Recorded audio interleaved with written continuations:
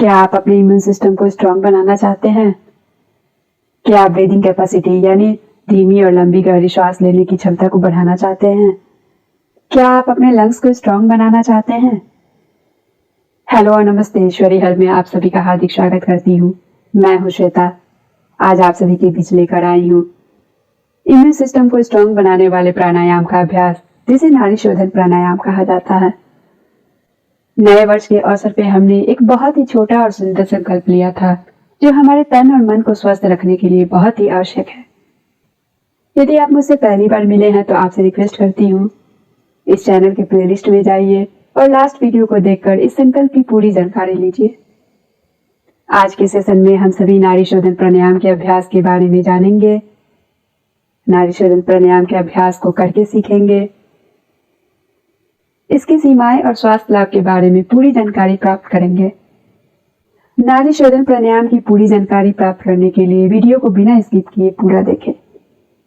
इस वीडियो में बहुत ही महत्वपूर्ण जानकारी दी जाएगी। प्रत्येक बातों को ध्यान से सुनिए और समझने की कोशिश कीजिए। तो चलिए आज के सीखने की जर्नी को शुरू करते हैं। जैसा कि हमने पहले भी डिस्कस किया था कि हमारे शरीर में 72,000 नाड़ियां होती है, जिनसे प्राण का प्रवाह होता है। यानी प्राण एक शक्ति है, एक ऊर्जा है। यह हमारे शरीर के 72,000 नाड़ियों में प्रवाहित होती है। इन 72,000 नाड़ियों में से ईड़ा, पिंगला और सुषुम्ना नाड़ी प्रमुख नाड़ियां हैं। इन्हीं नाड़ियों के शुद्धिकरण के लिए नाड़ी शोधन प्राणायाम का अभ्यास किया जाता है। यानी ईड़ा और पिंगला नाड़ी में संतुलन स्थापित कर प्राण के प्रवाह में अवरोध दूर करने के लिए नाड़ी शोधन प्राणायाम का अभ्यास अति उत्तम है। नाड़ी शोधन नाम से ही प्रतीत होता है। नाड़ी का अर्थ होता है वह मार्ग जिससे प्राण या शक्ति प्रवाहित होती है, और शोधन का अर्थ होता है शुद्धिकरण। वह अभ्यास जिससे नाड़ियों का शुद्धिकरण होता है नाड़ी शोधन प्राणायाम कहा जाता है। हमने पहले भी डिस्कस किया था कि प्राणायाम का 3 प्रकार होता है, जिसमें से पहला प्रकार है ऊष्मादायक प्राणायाम, और इसके अंतर्गत भस्त्रिका प्राणायाम और कपालभाति का अभ्यास आता है। इसको हमने करके सीखा है। दूसरा प्रकार है संतुलन का प्राणायाम यानी बैलेंसिंग प्राणायाम। इस प्राणायाम के अंतर्गत आता है नाड़ी शोधन प्राणायाम। इसलिए नाड़ी शोधन को बैलेंसिंग प्राणायाम भी कहा जाता है। ईड़ा और पिंगला नाड़ी को संतुलित कर प्राण के प्रवाह में अवरोध दूर करने वाला अभ्यास भी कहा जाता है। यह बहुत ही महत्वपूर्ण अभ्यास है। नाड़ी शोधन प्राणायाम को भी 4 विधियों के द्वारा किया जाता है। पहला प्रारंभिक अभ्यास, दूसरा एकांतर नासिका छिद्र श्वसन यानी अल्टरनेट नॉस्ट्रिल ब्रीदिंग, और तीसरा है अंतःकुंभक के साथ, चौथा बाह्य कुंभक के साथ। आज हम लोग सीखेंगे प्रारंभिक अभ्यास। नाड़ी शोधन प्राणायाम का अभ्यास प्रारंभिक अभ्यास से ही शुरू करना चाहिए। बिना विधि 1 में दक्षता प्राप्त किए आप विधि 2, विधि 3 और विधि 4 को नहीं कर सकते हैं। यदि आप करते हैं तो आपके शरीर पर उसका उल्टा प्रभाव पड़ सकता है। इसलिए प्रारंभिक अभ्यास को सीखकर नाड़ी शोधन प्राणायाम का अभ्यास शुरू कीजिए और प्रतिदिन कीजिए। नाड़ी शोधन प्राणायाम के प्रारंभिक अभ्यास के अंतर्गत 2 चरण शामिल है। प्रत्येक चरण को हम सभी एक एक करके सीखेंगे और समझने की कोशिश करेंगे। अभ्यास को करने के लिए दाहिने हाथ को नासाग्र मुद्रा में रखते हैं और बाएं हाथ को ज्ञान या चिन्ह मुद्रा में घुटनों पर रखते हैं। लास्ट वीडियो में हमने चिन्ह मुद्रा, ज्ञान मुद्रा और नासाग्र मुद्रा के बारे में डिटेल में जाना था। यदि आप लास्ट वीडियो को नहीं देखे हैं तो उस वीडियो को देखिए और पूरी जानकारी प्राप्त कीजिए। ज्ञान मुद्रा, चिन्ह मुद्रा, नासाग्र मुद्रा में हाथों की स्थिति कैसी होती है, ये करके सीखिए। पूरक और रेचक किसे कहा जाता है, right nostril breathing, left nostril breathing क्या होता है, अंतःकुंभक, बाह्य कुंभक क्या होता है, इसकी पूरी जानकारी हमने लास्ट वीडियो में प्राप्त किया था। तो चलिए आज नाड़ी शोधन प्राणायाम के प्रारंभिक अभ्यास को सीखना शुरू करते हैं। हाथ की स्थिति, नासाग्र मुद्रा। दाहिने हाथ की उंगलियों को मुंह के सामने लाएं। तर्जनी और मध्यमा को यानी इंडेक्स फिंगर और मिडिल फिंगर को धीरे से भ्रूमध्य पर रखें। दोनों उंगलियां तनाव मुक्त रहें। थंब को राइट नॉस्ट्रिल के ऊपर रखें और रिंग फिंगर को लेफ्ट नॉस्ट्रिल के ऊपर रखें। ये दोनों उंगलियां बारी बारी से नासिकाओं को दबाकर उनके श्वास प्रवाह को नियंत्रित करते हैं।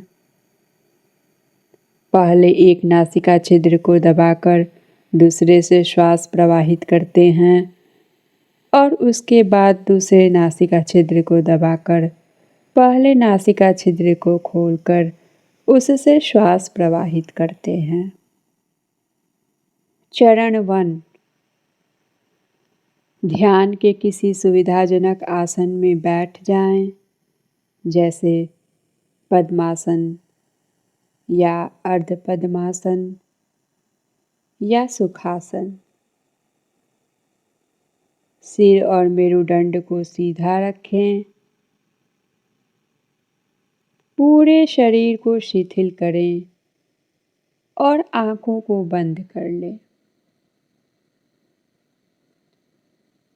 दाहिने हाथ को नासाग्र मुद्रा में रखें और बाएं हाथ को घुटने पर चिन्ह या ज्ञान मुद्रा में रखें।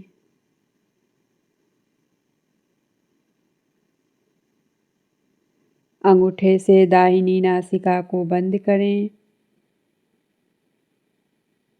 यानी थंब से राइट नॉस्ट्रिल को बंद करें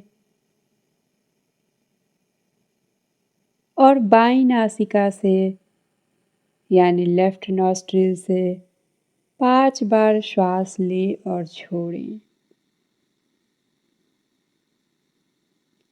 श्वास प्रश्वास की गति सामान्य रहे।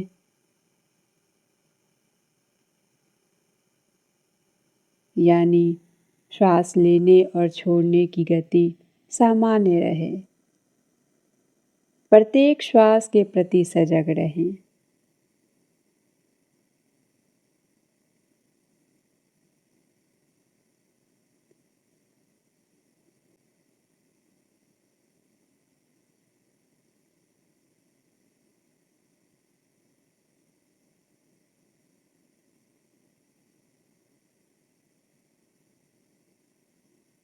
पाँच बार श्वास प्रश्वास करने के बाद दाहिनी नासिका से अंगूठा हटा लें और बाईं नासिका को अनामिका से दबाकर श्वास प्रवाह को रोकें। यानी दाहिनी नासिका से 5 बार श्वास लें और छोड़ें। लेफ्ट नॉस्ट्रिल को रिंग फिंगर से दबाकर राइट नॉस्ट्रिल से 5 बार श्वास लें और छोड़ें। श्वास प्रश्वास की गति सामान्य रहे और प्रत्येक श्वास के प्रति सजग रहें।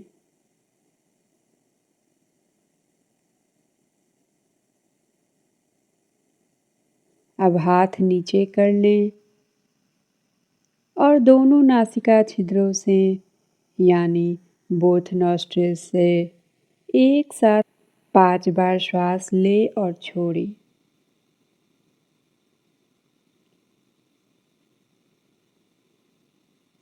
श्वास प्रश्वास की गति को सामान्य रखना है।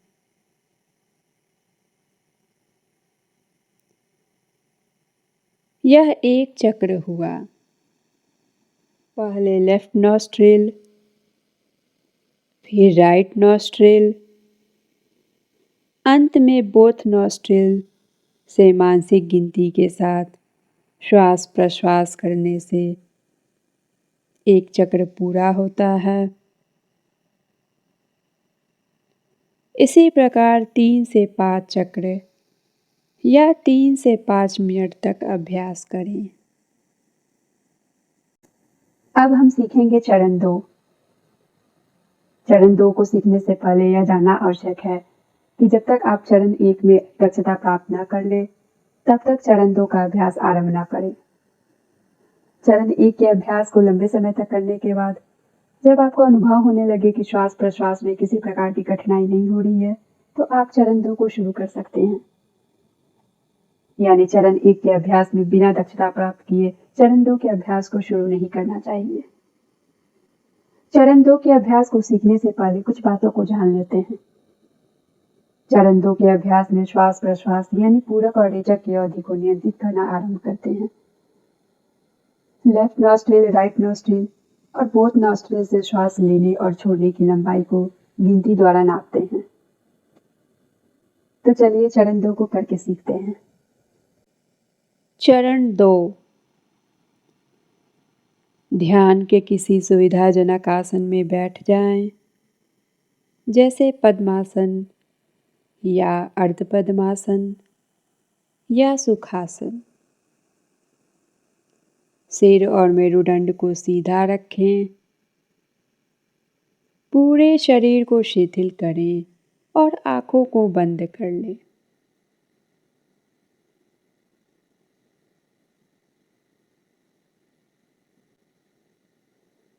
दाहिने हाथ को नासाग्र मुद्रा में रखें और बाएं हाथ को घुटने पर चिन्ह या ज्ञान मुद्रा में रखें।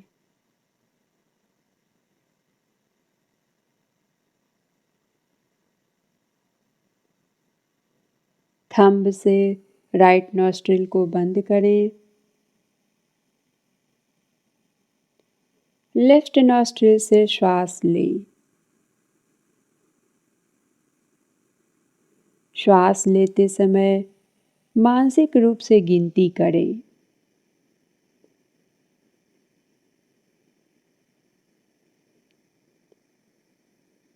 1 ओम, 2 ओम, 3 ओम।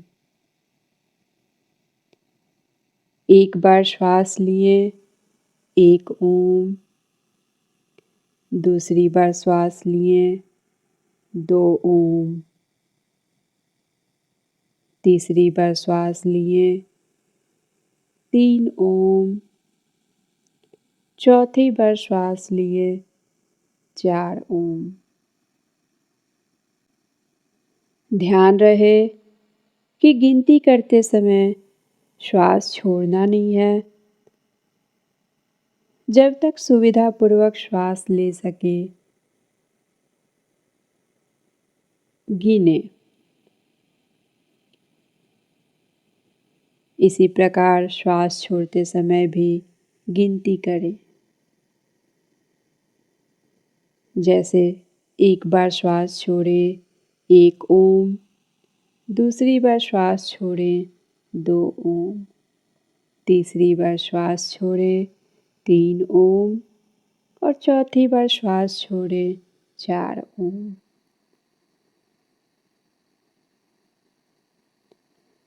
ध्यान देने वाली बात यह है कि श्वास लेने और छोड़ने की लंबाई बराबर होनी चाहिए। यानी यदि आप 4 गिनती तक श्वास लेते हैं तो 4 गिनती तक श्वास छोड़ें। प्रत्येक श्वसन क्रिया में 1:1 का रेशियो होना चाहिए। यदि 4 गिनती तक श्वास लेते हैं और 5 गिनती तक छोड़ते हैं तो ये गलत प्रक्रिया है। इसी प्रकार राइट नॉस्ट्रिल से अंगूठे को हटाकर अब लेफ्ट नॉस्ट्रिल को रिंग फिंगर से बंद करें और राइट नॉस्ट्रिल से श्वास लें और साथ में मानसिक गिनती करें।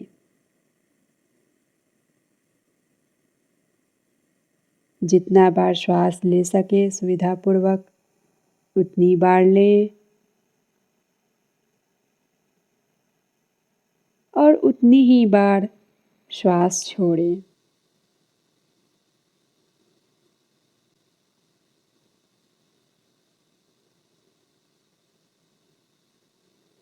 इसी प्रकार अब बोथ नॉस्ट्रिल से श्वास लेते समय मानसिक गिनती करें जब तक आप बिना किसी परेशानी के श्वास ले सकें।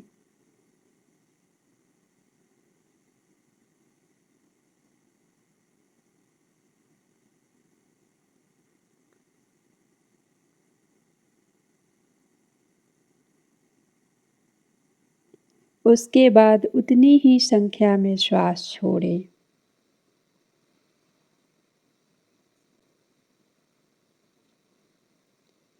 पहले लेफ्ट नॉस्ट्रिल, फिर राइट नॉस्ट्रिल, अंत में बोथ नॉस्ट्रिल से मानसिक गिनती के साथ श्वास प्रश्वास करने से एक चक्र पूरा होता है। इसी प्रकार 3 से 5 चक्र या 3 से 5 मिनट तक अभ्यास करें। यह सुनिश्चित करें कि नॉस्ट्रिल्स में श्वास प्रश्वास के समय कोई आवाज़ न हो, यानी पूरक और रेचक करते समय नॉस्ट्रिल्स से कोई आवाज़ नहीं होनी चाहिए। कुछ समय के अभ्यास के पश्चात आप महसूस करने लगेंगे कि श्वास प्रश्वास की लंबाई स्वतः बढ़ रही है, यानी आप धीमा, गहरा और लंबा श्वसन करने लगेंगे। जब बिना जोर लगाए गिनती 10 तक पहुंच जाए तो आप विधि 2 का अभ्यास शुरू कर सकते हैं। विधि 2 के अभ्यास को अगली वीडियो में हम करके सीखेंगे और उसकी पूरी जानकारी प्राप्त करेंगे। यदि आप एक्साइटेड है विधि 2 को सीखने का, तो चैनल को सब्सक्राइब कर ले, बेल आइकन को प्रेस कर ले, ताकि सबसे पहले नोटिफिकेशन आपको मिल सके। इस अभ्यास की सीमाएं यह है कि सर्दी, जुकाम या बुखार के समय इसका अभ्यास नहीं करना चाहिए। नाड़ी शोधन प्राणायाम के स्वास्थ्य लाभ की बात करें तो इस प्राणायाम को इम्यून सिस्टम को स्ट्रॉन्ग करने के लिए उत्तम अभ्यास माना जाता है। विधि 1 के अभ्यास से नासिका छिद्रों में श्वास के प्रति सजगता और संवेदना बढ़ती है। धीरे धीरे दोनों नासिका छिद्रों में श्वास का प्रवाह संतुलित होता है। लेफ्ट नॉस्ट्रिल ब्रीदिंग करने से हमारे ब्रेन का राइट सेरिब्रल हेमिस्फीयर एक्टिव होता है और राइट नॉस्ट्रिल ब्रीदिंग करने से हमारे ब्रेन का लेफ्ट सेरिब्रल हेमिस्फीयर एक्टिव होता है। चरण 2 का अभ्यास, जिसमें हम गिनती के साथ श्वसन करते हैं, इस अभ्यास से लंबी, धीमी और संतुलित श्वसन का गहन प्रभाव पड़ता है। इससे ऊर्जाएं शांत और अधिक संतुलित होती है। आज हमने सीखा नाड़ी शोधन प्राणायाम का प्रारंभिक अभ्यास। आई होप आपको कुछ नया सीखने को मिला है। नाड़ी शोधन प्राणायाम के अभ्यास को सही तरीके से कैसे करें, इसकी पूरी जानकारी हमने देने की कोशिश की है। आप वीडियो को बार बार देखें और नाड़ी शोधन प्राणायाम के प्रारंभिक अभ्यास को करके सीखें और दूसरों को भी सिखाएं। दूसरों को भी इम्यून सिस्टम को स्ट्रॉन्ग करने में उनकी हेल्प करें। नाड़ी शोधन प्राणायाम के अभ्यास को प्रतिदिन करें और अपनी इम्यूनिटी को बढ़ाएं। यह अभ्यास इम्यूनिटी पावर को बढ़ाने के लिए उत्तम प्रकार का अभ्यास है। यदि इस वीडियो में आपको कोई वैल्यू मिली हो, आपने कुछ नया सीखा हो, तो प्लीज़ वीडियो को लाइक करें, कमेंट करें, अपने फ्रेंड्स, फैमिली, कलीग्स, रिलेटिव्स में शेयर करके उनको भी नाड़ी शोधन प्राणायाम को सीखने का अवसर प्रदान करें। यदि किसी को एलर्जी का प्रॉब्लम है, हमेशा छींक आता है, सर्दी जुकाम बहुत जल्दी हो जाता है, डस्ट से प्रॉब्लम है, तो भी नाड़ी शोधन प्राणायाम को प्रतिदिन करें। कोशिश करें कि सुबह में भी करें और शाम में भी करें। 3 से 5 मिनट तक करें। कुछ समय के अभ्यास के पश्चात आप महसूस करने लगेंगे कि आपको एलर्जी की प्रॉब्लम में राहत मिल रही है। आपकी सर्दी जुकाम वाली प्रॉब्लम धीरे धीरे ठीक होने लगेगी। नेक्स्ट वीडियो में हम कुछ नया सीखेंगे, तो अभी इसी वक्त चैनल को सब्सक्राइब कर ले, बेल आइकन को प्रेस कर ले, ताकि आने वाले हर एक इम्पॉर्टेंट वीडियोस का नोटिफिकेशन सबसे पहले आपको मिल सके। तो चलिए आज का सेशन यही खत्म करते हैं। मिलते हैं बहुत जल्दी एक नए वीडियो के साथ। स्वस्थ रहें, सुरक्षित रहें। धन्यवाद।